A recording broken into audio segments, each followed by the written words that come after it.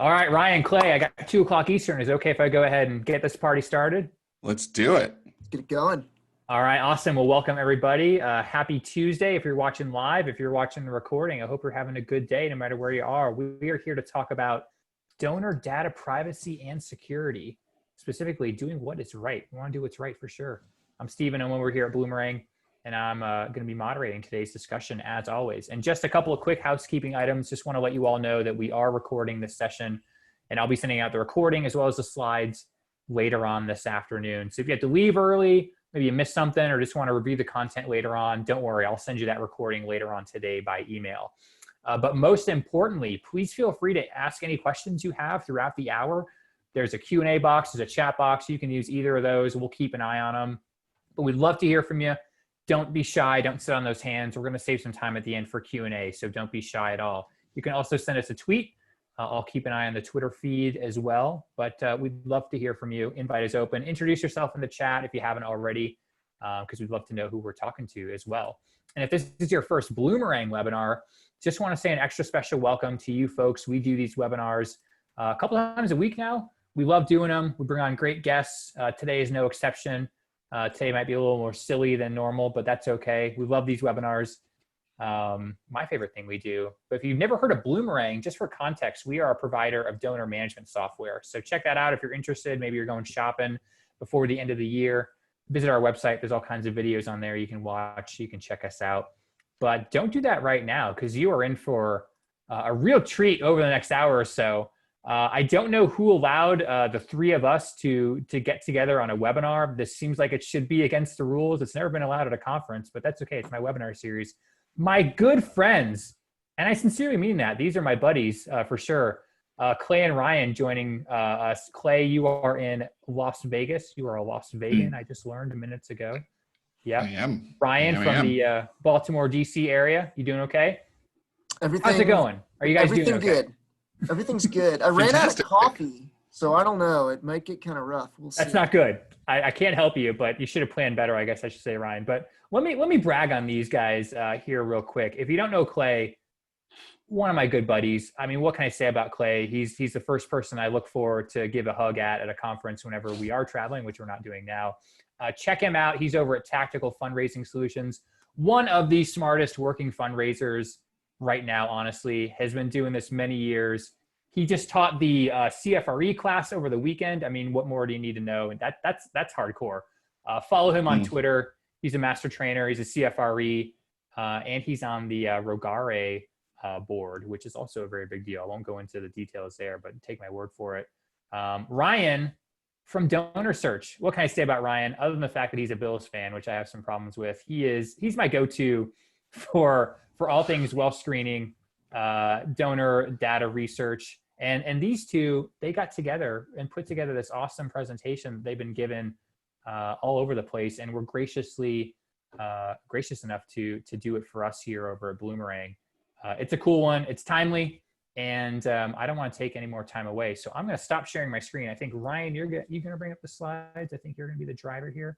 Let's see if we can get it going. Click that magical green button that lets me share. The fun transition. Looks like it's working.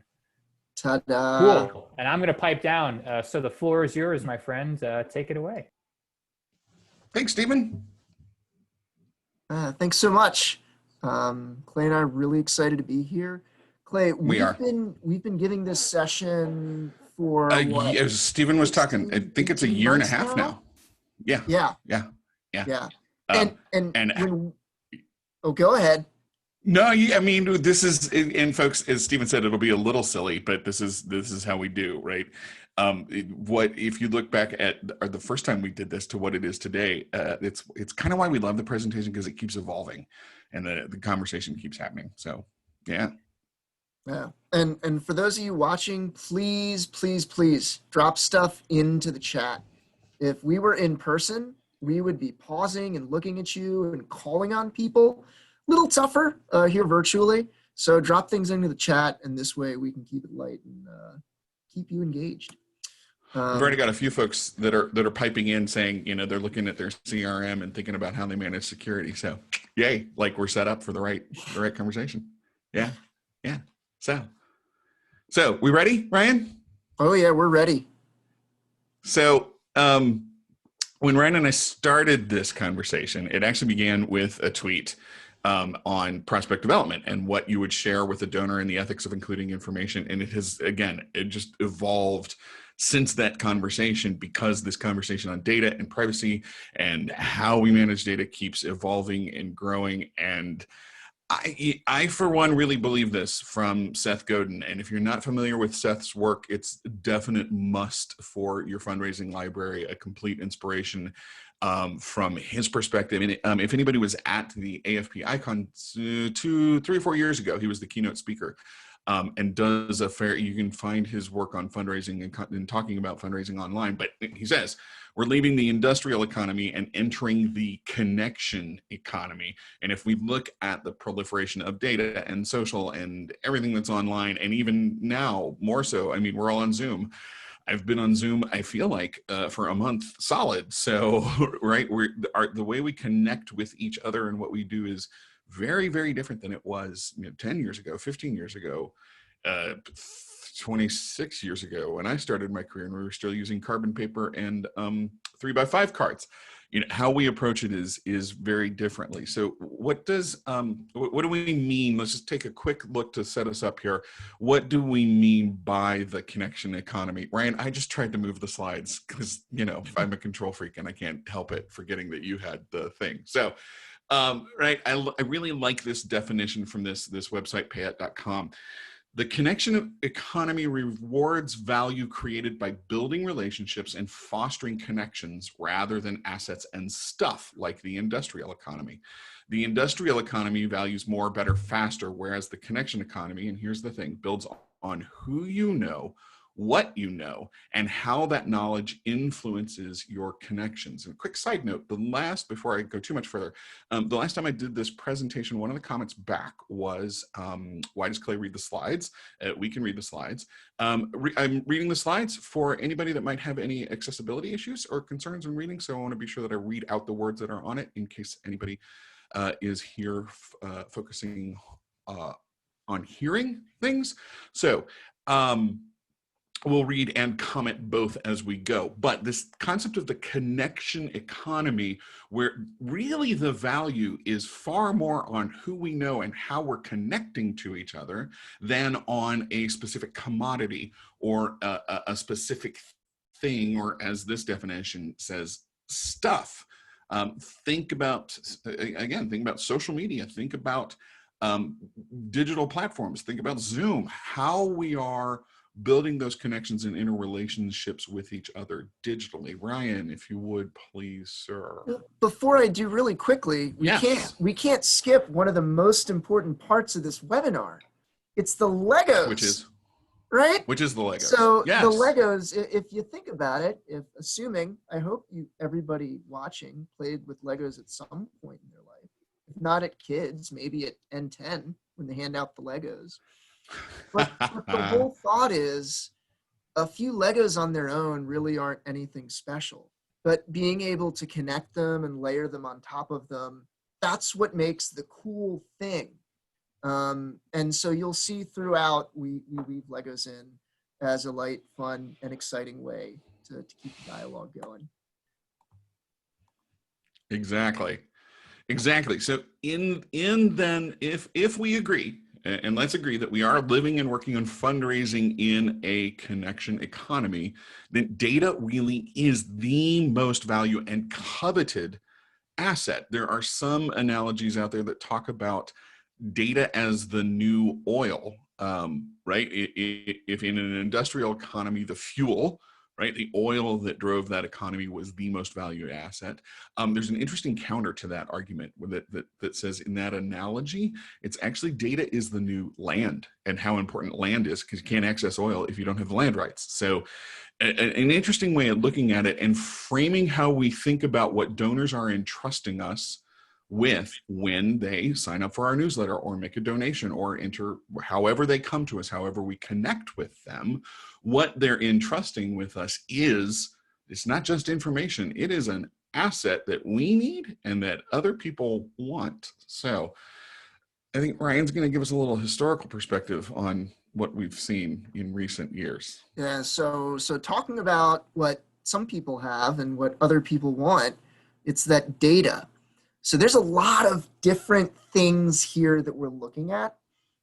Mostly it's logos of companies.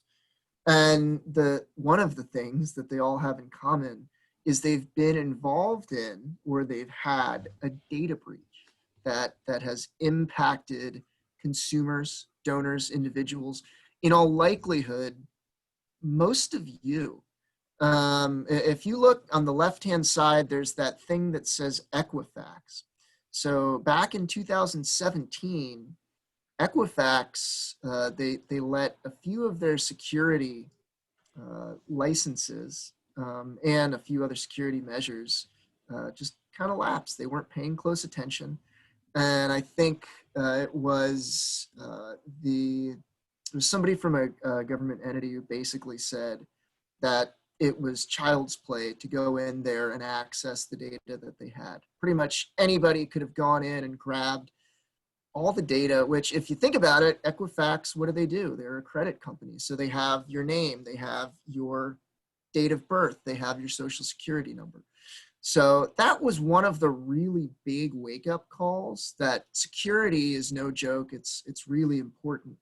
And for us in the nonprofit sector, fairly recently, we've all had this come to the forefront in light of the data breach that occurred at Blackbaud. And that's kind of an ongoing, evolving issue that we're learning more of. But the important things here are not that these companies had data breaches, but it's that it could happen to anyone.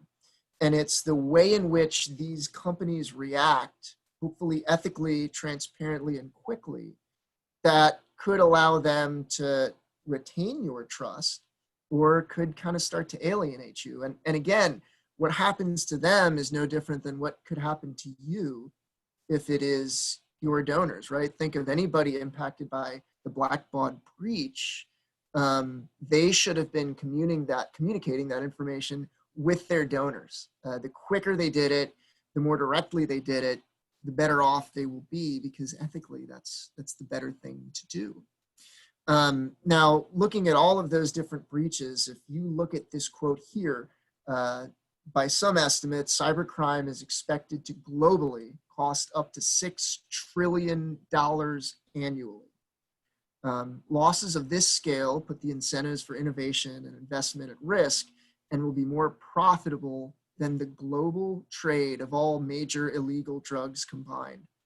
So if you've ever thought, wow, there's a whole bunch of people that die because of drug cartels, that's because it's profitable.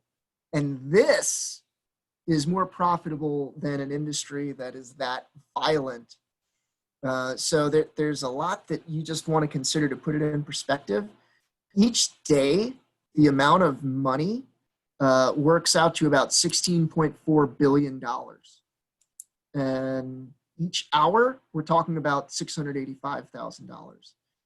That's what it costs because of people's data being stolen.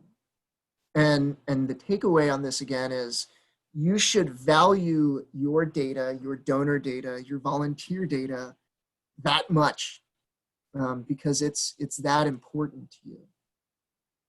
So to kind of walk through a little bit more, hey, what exactly are we talking about? We didn't see an agenda slide. So now that you've scared the heck out of us, Ryan, now that we're all quaking, right? That's right. There are solutions. Now that you're awake, the goal is we want you to be aware of the things that you can do so that stuff won't happen to you. But you'll see over here, we've got our Jedi saving us and protecting us. So we're going to talk a little bit more about donors are data, and we have to make sure that they trust us. We're going to talk about the legal and ethical approach. They're two different things. What is legally required of you is not necessarily what is ethically correct. And then we'll start talking about the different steps that you can take in order to make sure that you have trust from your donors, which will mean ethically you're doing the right things, and also from a legal perspective, make sure that you're secure. So for those of you that can't see the bullets at the bottom, we'll highlight change the culture. Data is an asset.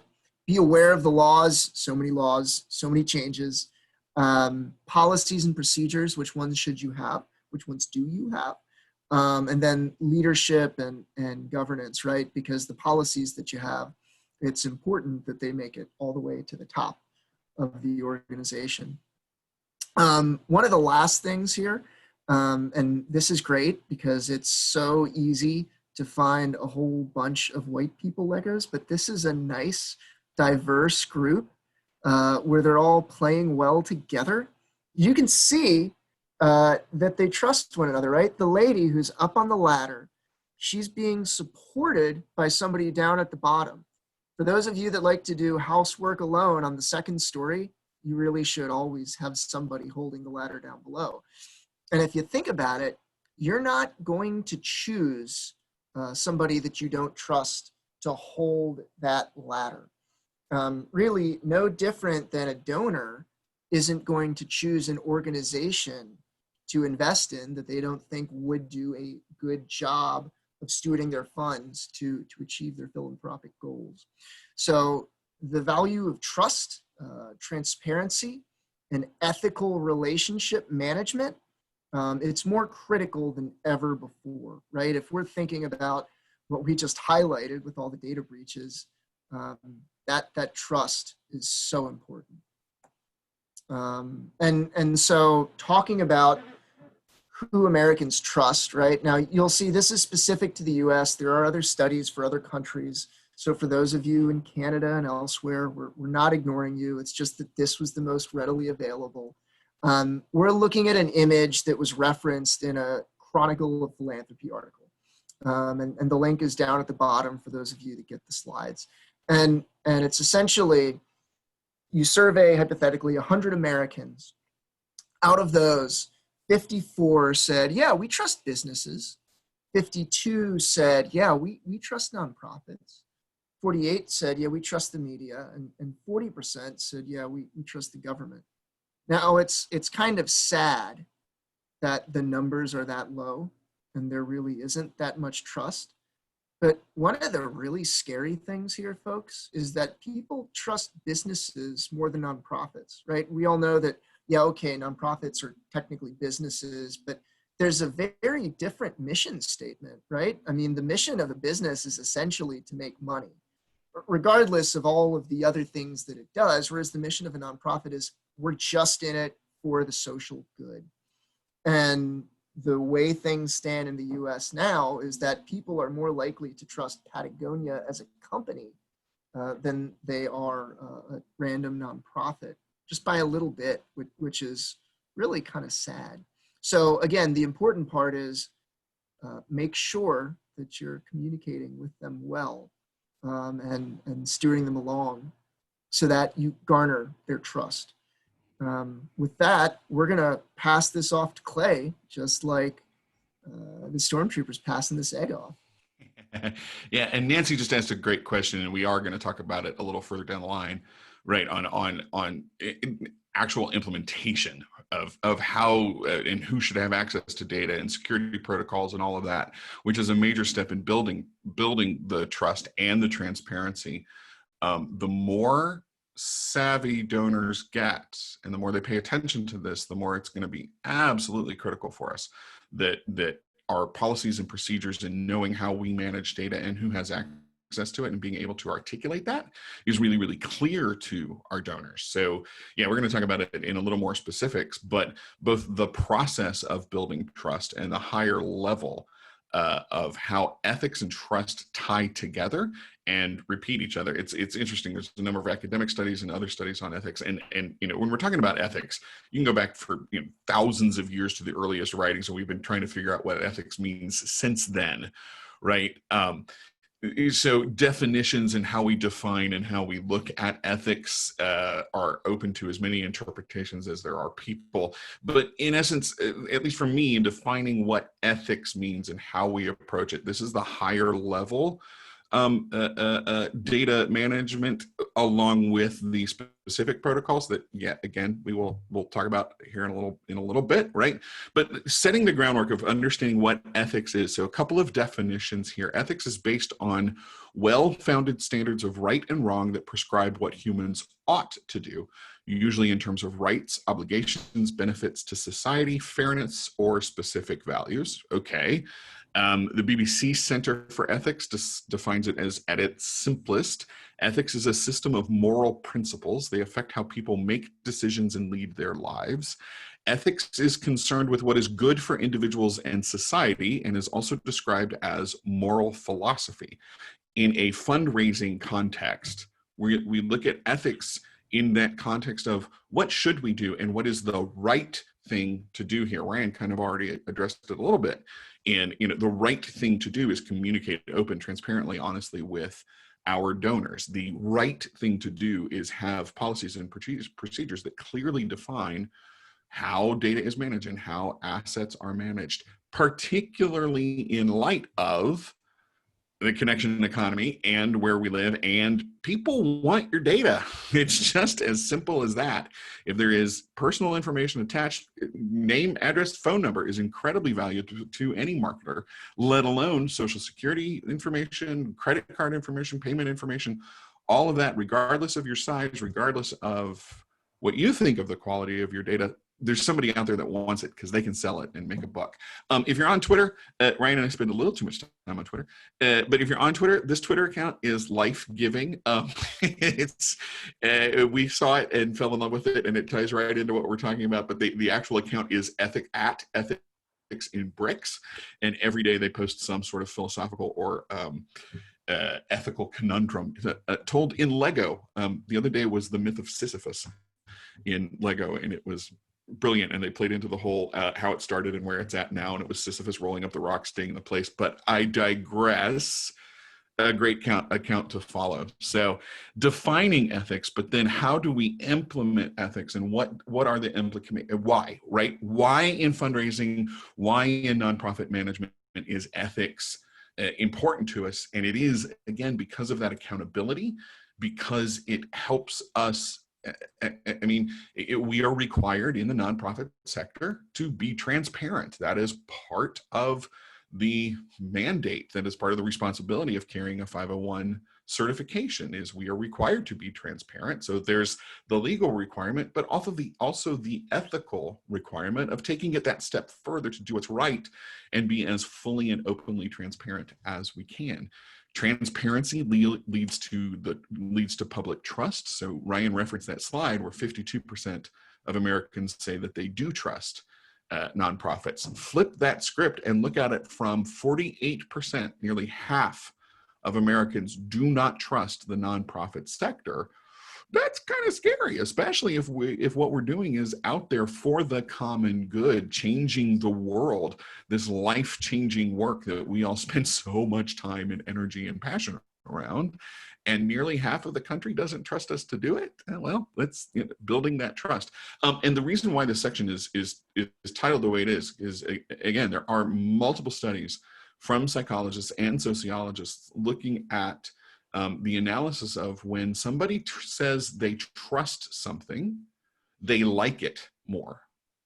And when somebody says they like something, they trust it more. So like and trust, connection and trust build on each other and keep building each other. So I trust you, which means I like you more. I like you more, which means I trust you more. And those just keep compounding and growing.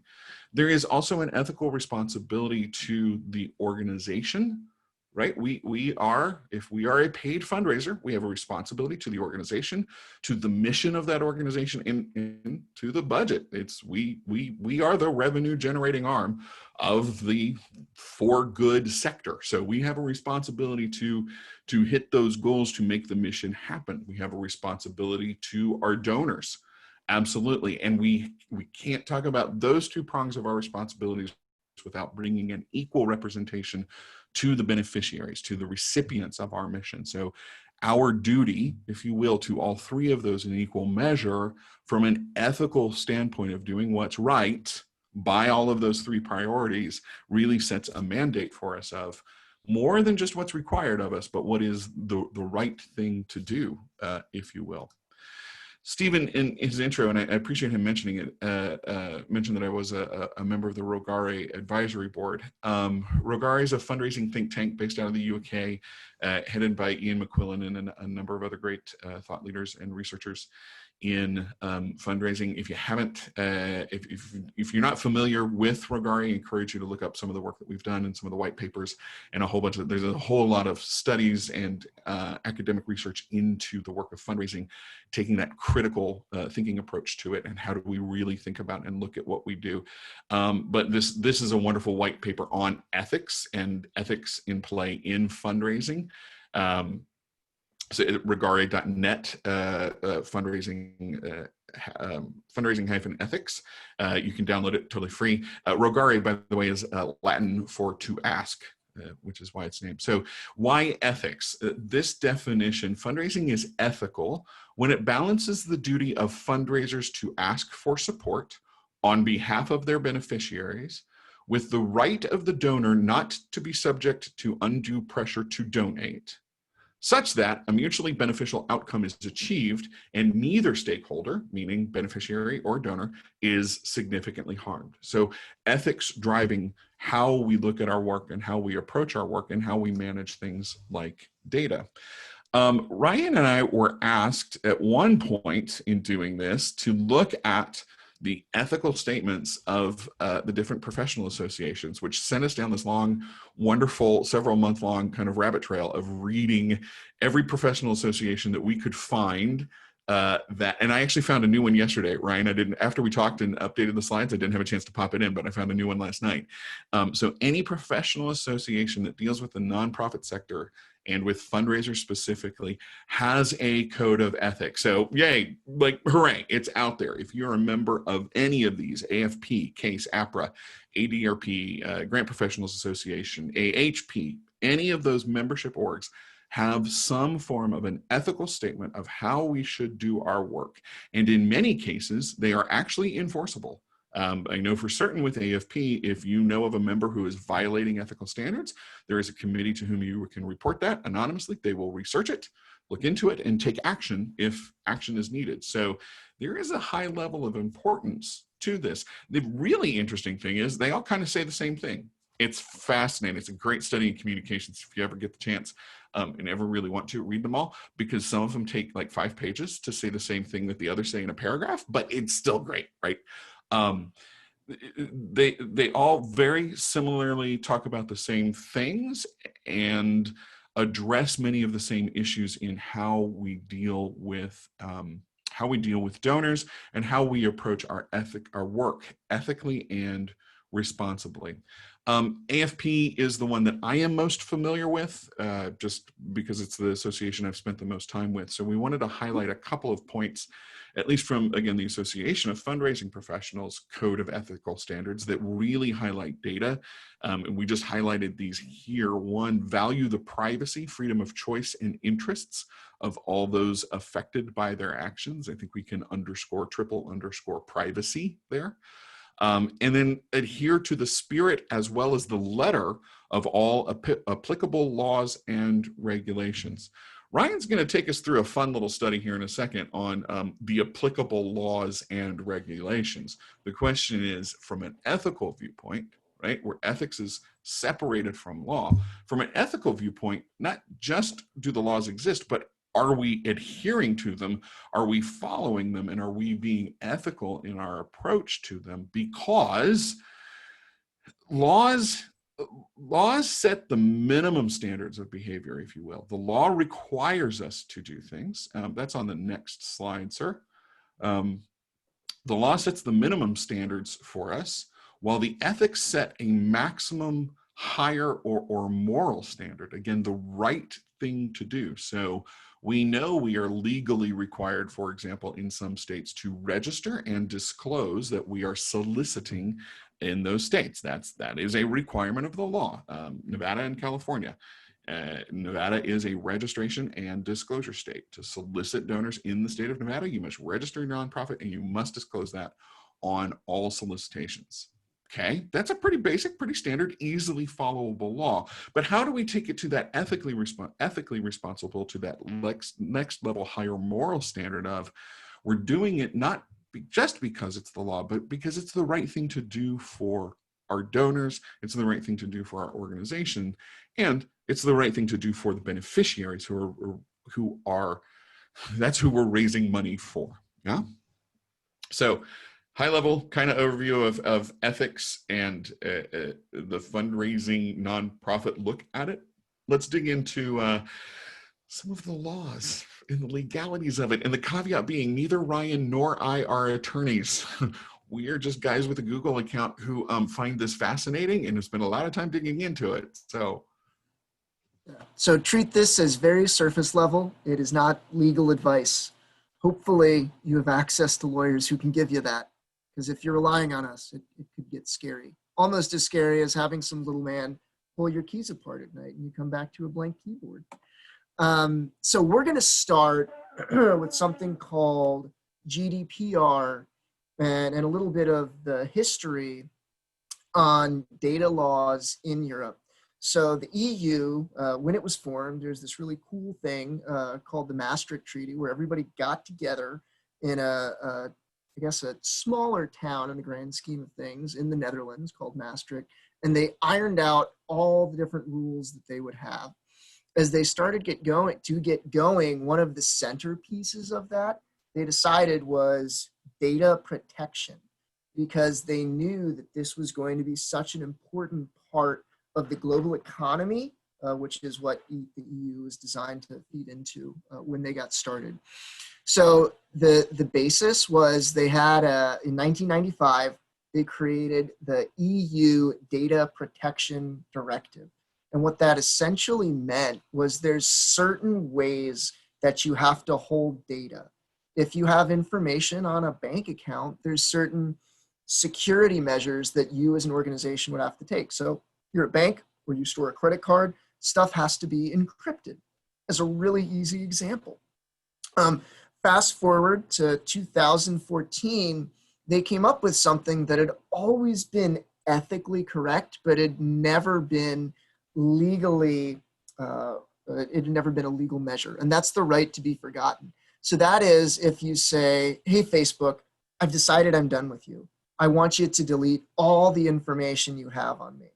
Well, prior to 2014, if you were a citizen in the EU, which is not all of Europe, but many countries, then you could ask Facebook and they could laugh at you. There was no law that said that they had to delete your information, even though you wanted them to delete it, even though ethically that would have been the right thing to do. So that set the groundwork for similar right to be forgotten laws elsewhere in the world. And then in 2018 is when they rolled out GDPR. Now, GDPR, again, this is specific to EU residents. So if all of your residents are in the United States or in other countries, then this may not be that important to you. But if you do have European donors, this is important to you, and we'll talk about that in a little bit. But at the end of 18, the beginning of 19, they basically said that if you're going to collect data on anybody, they have to opt in. So it can't simply be, hey, by virtue of you having a Facebook account, we're going to collect all of this information on you. It was actually, no, by virtue of you saying, yes, it's okay for you to collect my information, it's fine. Otherwise, I'm still legally allowed to use your offering, but you can't collect my data and you can't resell it without my consent. Okay. Now, here in the United States, that's very different. And we'll talk about the ways that that's changing. But there's a really interesting book that recently came out by a Cambridge Analytica insider named Brittany Kaiser. The book's called Targeted, and she goes really in depth on all of these things. If you've got, 12 hours, it's well worth the read.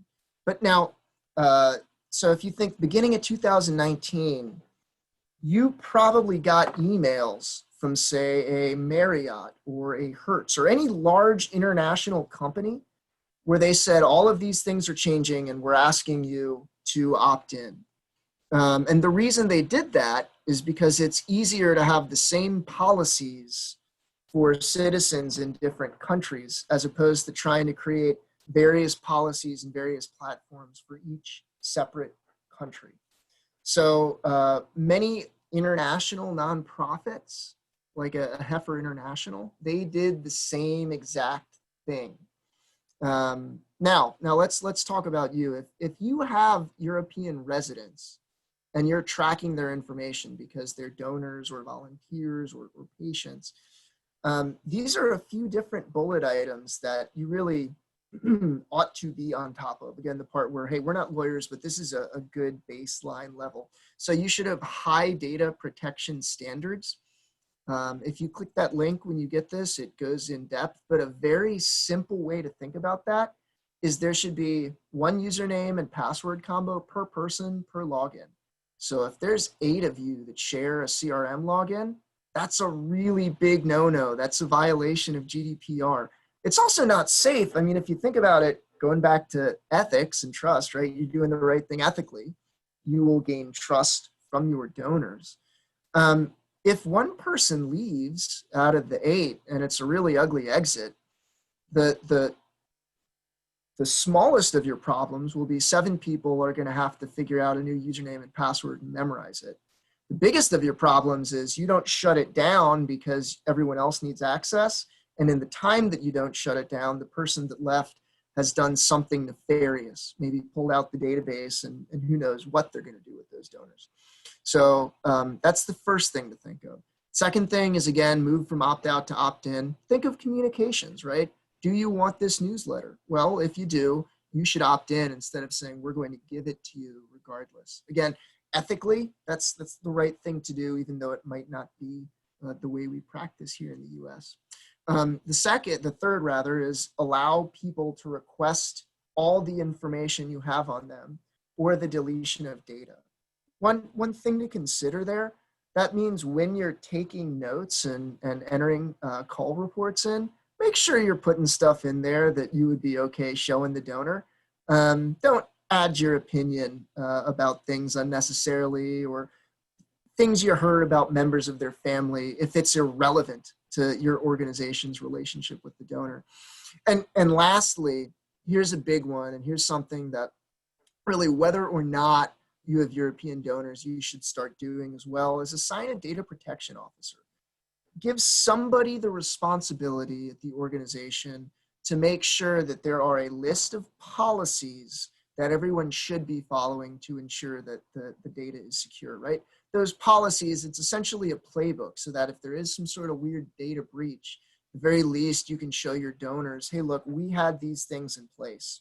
And Stephen Shattuck here was the one that set this really good list of things to do and not to do to make sure that your data was secure. So that's GDPR.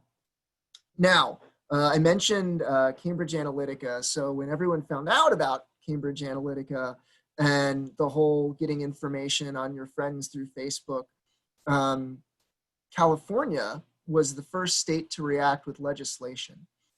And they passed a law, and the law said, within the next 12 months, we will define this law, which is kind of scary. They basically said, look, we need data security. We don't know what it's going to look like yet, but we all agree that it's going to be something. And over the next 12 months before this bill goes into effect, we'll figure out what it is.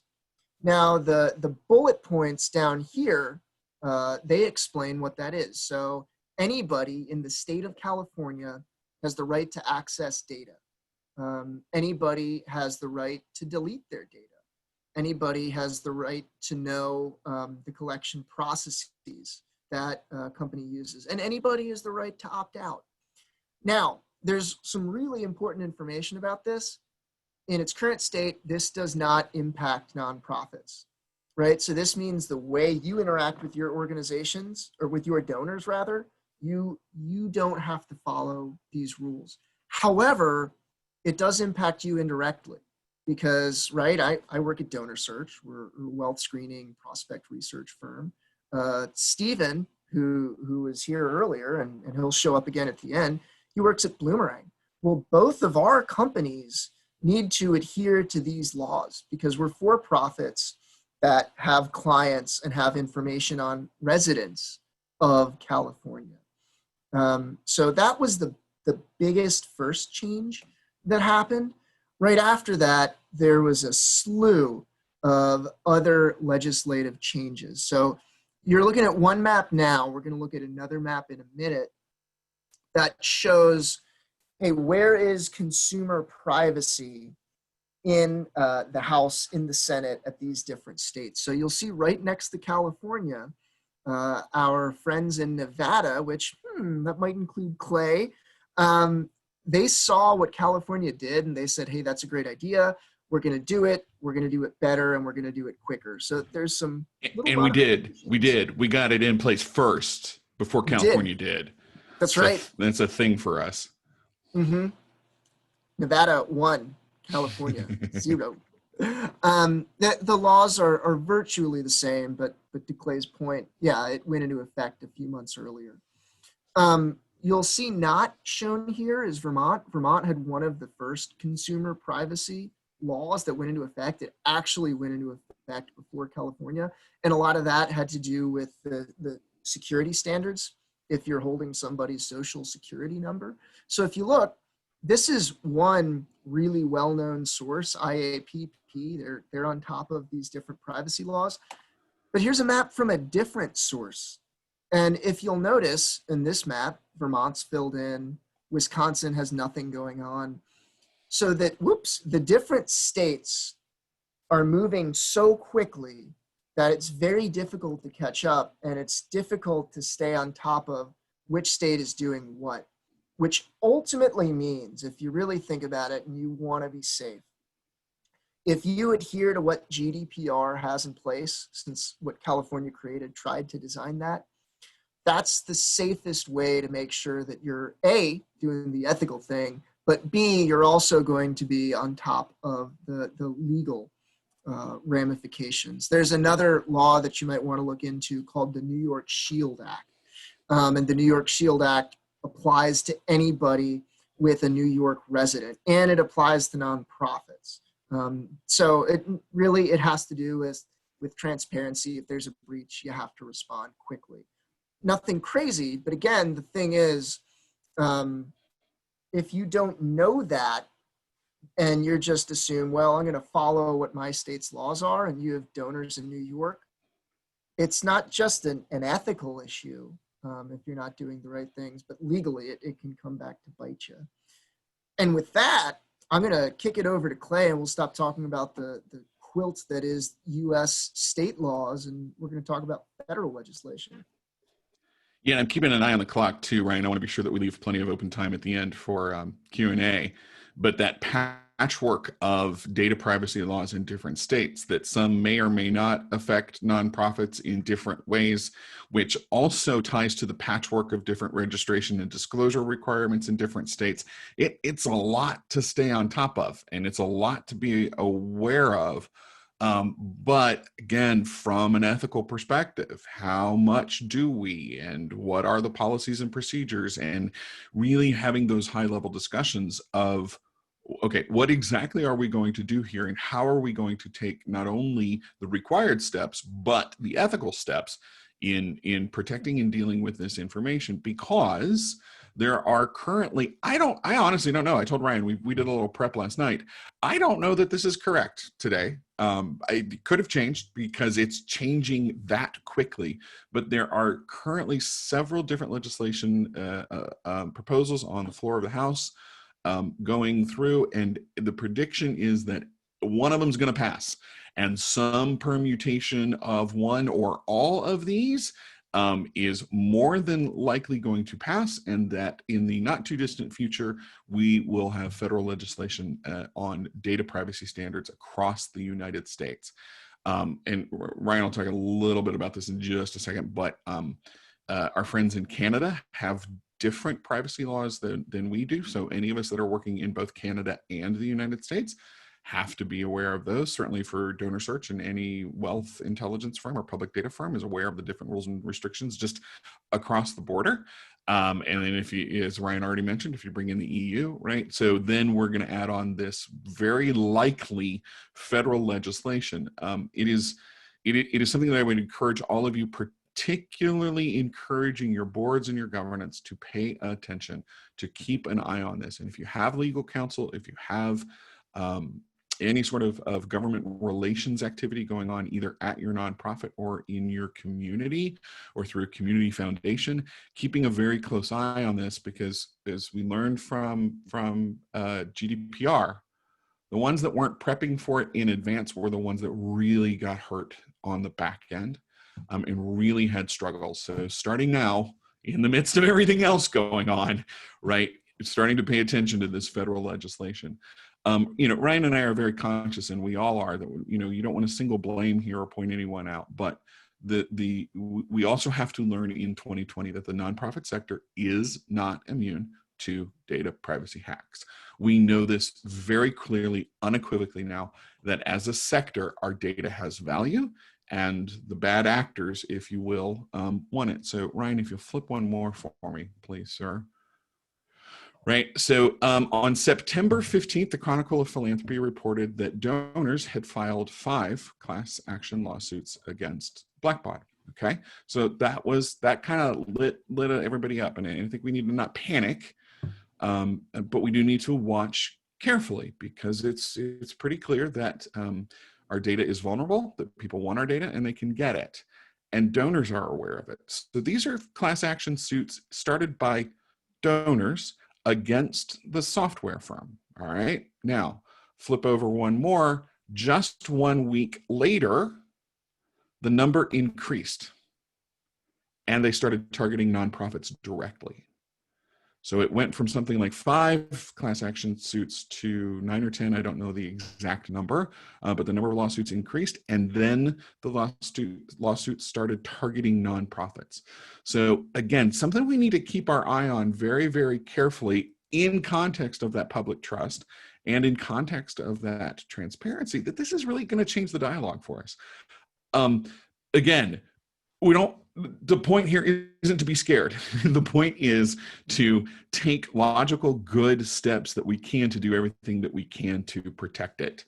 And now we're going to talk about that. But first, a little visit to Canada.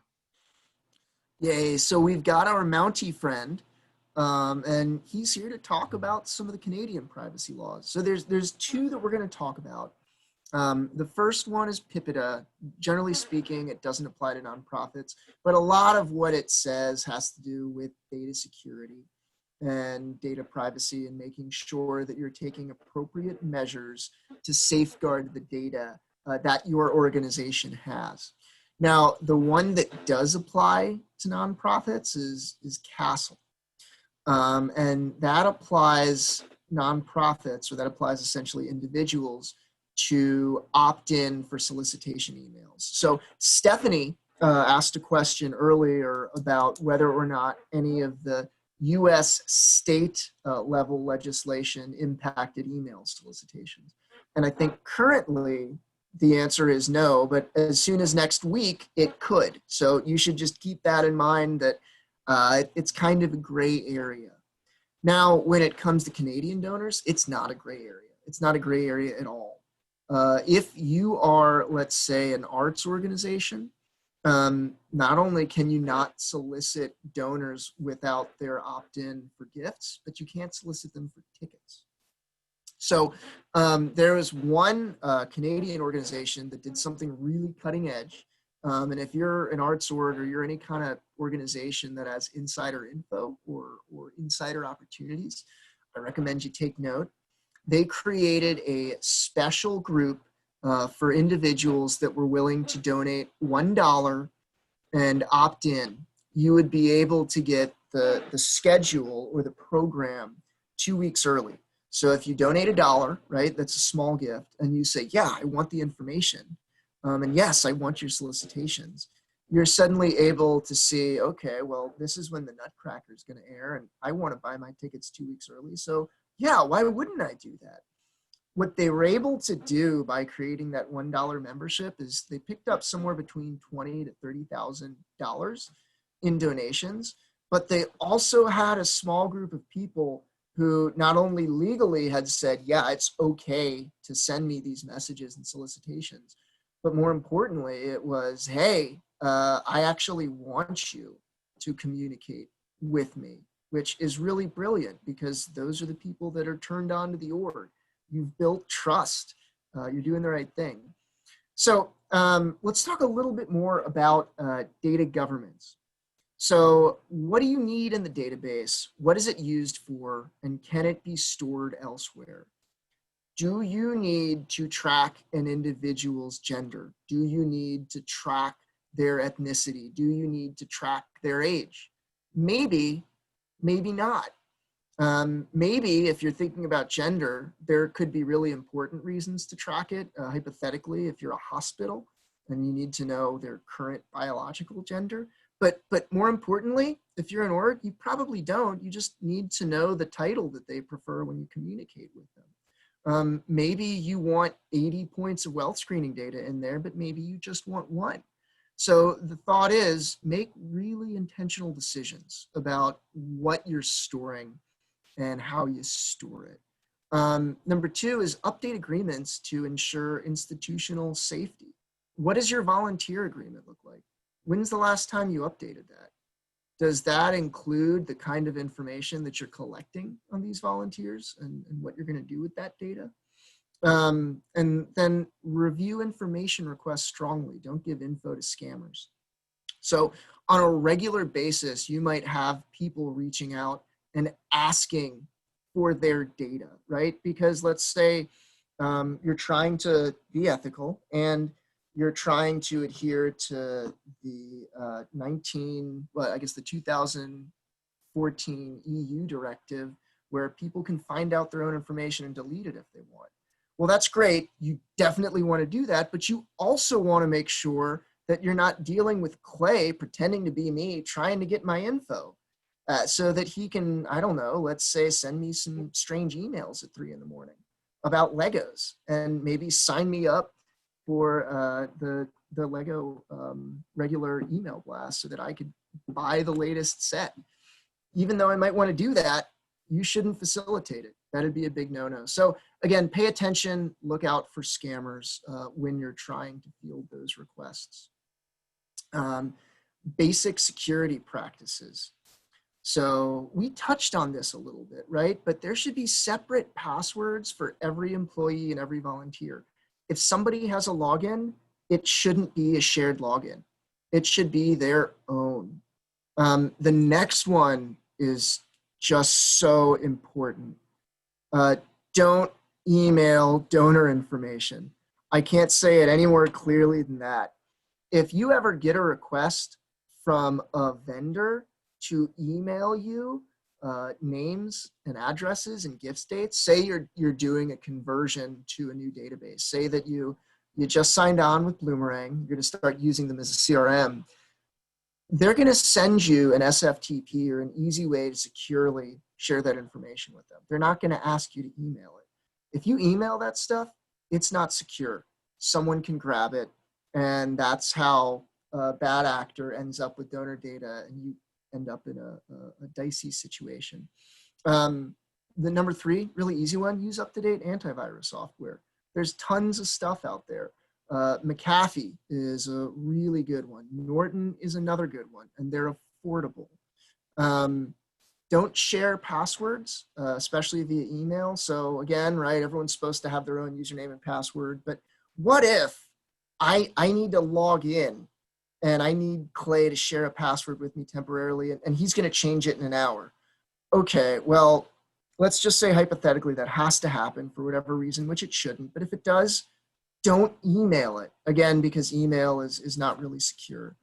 One of the last ones, probably a little less relevant now, since many of us are working from home, but be careful on public Wi-Fi. When you're on a public Wi-Fi, everyone can see what you're doing.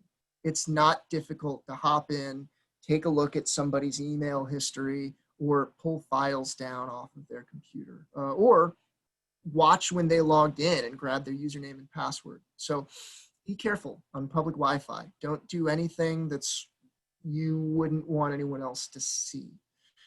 And again, stop emailing data lists. So now, Clay, we're going to kick it over to you for some more advanced security practices.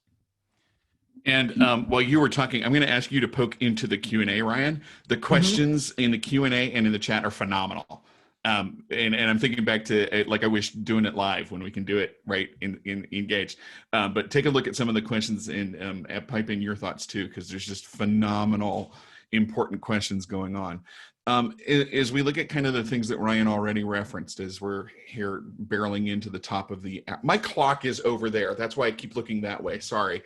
As we barrel into the top of the hour, one of the best things that you can do to protect yourself is have a written policy and procedure manual. I know for a fact, Stephen, I don't know if I can do this, but I'm going to do it anyway. I know for a fact somewhere on the Bloomerang blog is a data entry policy and procedure manual that the brilliant Robin Cabral wrote with Bloomerang and published on the blog. And it is just a phenomenal resource. It's actually so good that you can just take it and like replace your name into it and use it as long as you agree with everything. So that and a data security and maintenance policy that defines very clearly what you will protect, how you will do things, how you will enter things, and who will have access to it. You have noticed on websites all over the data privacy policy, when we accept cookies, when we sign up for lists, that we have to accept that data privacy policy. So ensuring that you have one and that you know what it means and that it is publicly disclosed and serves as a great donor stewardship document to be able to say, hey, donor, I get it, it's legalese and it is required, but I want you to know that we take this very seriously. And when you entrust your name to us, this is what we're doing with it, and this is how seriously we're taking it. Gift entry, data entry policy and procedures. So who knows what? Operate under the what if you win the lottery tomorrow? And I get it. Not all of us have the luxury of having a full-time database admin, but that person who enters the data, what if they win the lottery tomorrow and they don't come back to work? Who's going to pick that up, and how do we know how it was done, and how are they securing and protecting data, and including this in human resources and onboarding? Because everybody that comes on board at your nonprofit could have access to private information. Is that included in your HR policies and in onboarding and signing that document that says, I understand that I may come in contact with personal protected information, and by signing this document, I acknowledge that I will keep it private and as long as I'm an employee and blah, blah, blah. Is there a whistleblower policy in place? If you paid any attention to some of the scandals last year, in terms of organizations that accepted donations from Jeffrey Epstein, sorry, it's a tough situation, but name it, right? Is there a whistleblower policy in place that rises to the level of governance so that an employee, even if that employee is way down in the hierarchy, knows that they can go to somebody at the governance level and be heard and protected when they see violations of these things? Does this rise to the level of governance? And this is where I'm going to say pretty much emphatically, yes, that now that you know all this, now that you've seen all this, we are all somewhat accountable to start bringing this up to our boards and our leadership and saying, we've got to be looking at this data as an asset and protecting it as such. Some real clever, fun ways to do this, Ryan. We got 2 minutes left, so we'll flip through that and then hit the last stuff. Yeah, so these are from our friends at the University of Chicago. University of Chicago, gigantic nonprofit, right? They make more money than probably many of those that are attending today combined. So they have really good people that work in security and privacy. And back when everyone was going to the office, they made these index cards that they called Flip for a Tip. So you'd turn it over and you see this cute little puppy sticking his nose through a fence. But next to it, it says, hey, turn off public Wi-Fi and don't use public networks. Use a VPN, which is a virtual protected network connection. That's more secure. It's a lot safer. You want to block nosy neighbors. We like the dog. We don't necessarily want the dog to come in this time. There's a few more. Did you leave your computer unattended? Lock your computer every time you leave your desk. And you don't want to see this sad polar bear. I mean, think about it. Even working from home, you want to lock the computer. If you've got kids at home and you walk away to go to the bathroom, who knows what they're going to do? And then we've got this little nosy raccoon going through the trash. You want to make sure you shred confidential documents. And now, probably less important, but again, you don't want to leave a written down username and password at home. When in doubt, shred it. So, kind of circling back, we're going to finish on time. Recommendations. Make sure you've got a really clear and precise gift acceptance policy and stakeholder buy-in, right? Going back to the Jeffrey Epstein thing. Make sure you know, here's when we accept gifts and here's when we don't and here's why. So you can say, I'm really sorry, donor, if the unfortunate situation occurs, but this is why we cannot accept this gift. Data usage manual, who gets access to what? What are they supposed to do with it? And it's part of onboarding training, right? When a new employee comes on, here's how you use each system, and make sure that permissions are set, right? So that a volunteer, because they're checking in to spend time with a kid, that doesn't give them permission to look at the entire donor database. Clay, you want to take the rest of these? Yeah, we've already talked a lot about them, assigning that data protection person. Hey, here's the thing. It doesn't have to be senior leadership. It doesn't have to be leadership at all. If your receptionist is the person who does the data entry and you make the person in charge of that your data protection person, then give that person a leadership role. And when they talk about data, everybody's got to listen. So it again rises to the level of priority, which makes data a huge institutional priority for the organization at the same level as we're talking about goal setting and budget setting. So yeah, that is the high level stuff. Ryan, I don't know if you have time. Stephen, I don't know if this is allowable, but I know there's still a few questions running around. So I'm happy to keep going, to linger on and answer some of these, because some of them are really, let's linger. Really good. We can take 5 minutes. I mean, geez, this is good stuff. Yeah, let's do cool. Ryan, I mean, Donor Search is really spearheading this. It lives on my website for whatever reason. I forget why we decided to do it that way, but it's all good. If we would love your opinion, your voice, your input. We're trying to take a measurement on the sector, on how data management is done, and get some actual data behind the data. See what I did there? So tcbfundraising.com/data-survey. If you can pipe in and answer 3 or 4 questions for us, that would be super helpful. Do not hesitate to reach out to either one of us if we can be helpful or answer questions. Stephen knows how to reach us too, so feel free to come to us through Bloomerang. But clearly, it's a topic we love, and I'll tell you honestly, for me, the reason I love it, the reason I love it is it sets us in such a great way to be donor-centered, and to really make that statement to the donor, hey, what you've entrusted to us, we're protecting. Not just your gift, it's not just your money, it's you and your identity and your important information, and we are taking good care of everything you have entrusted to us. This was awesome. Wow, good stuff. I love the last few slides. It seems like the things we can be proactive about ourselves solve, I don't know, 90%, wouldn't you say? I know there's a lot of vendors and bad actors, but a lot of it's on us too, right? Well, and Stephen, if you're going to say that, I mean, I'm going to say to you in all love and respect, and you know how much I love Bloomerang, but we do kind of need to lean on our vendors a little bit here and help guide us and provide resources. I love what you guys do with the blog and stuff like that, right? But there's all of us together making it.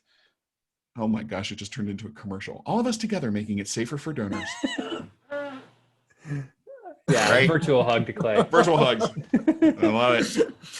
One point on that too, if you think about it, a lot of these scammers know that nonprofits have smaller budgets and might not be paying attention to this. So they're quick to go out and see what easy things they can get away with. So, you know, the comment was made, look, you do these things that covers 90% of it. You don't email donor data. That's a really, really great way to make sure it's not going to get taken, because that's one of the ways that scammers might try to grab it. It doesn't take a lot of effort for them to do it. So it's a quick check. So by not doing that, it says, okay, well, I'm going to move along to the next nonprofit or next company that I want to hack, whatever it may be. Hey, Stephen, sorry, logistics. One of the questions in the Q&A is, will the Q&As be shared after the meeting? Some great questions and responses. I don't know how that works. Like the ones that were written, do you share a transcript or? Yeah, we will. When we post the recording on our blog, probably about Awesome. a week. Yeah, we'll get all that good stuff in there. Yeah, absolutely. Cool. And Ryan, actually, that was a point to me, something you and I can do. We could write a joint blog with some of the questions that we see the most frequently. I love it. Yeah. Okay. Done. Brilliant. Yeah, we'll keep talking about that. Yeah, we'll try to get that done about the same time that you publish this, and then I'll hold you to it. Right? Yeah, do it. Well, I never know the answer. Is the Google unsafe? I never know how to answer that. I'm not a Google guy. I would ask Google. Yeah.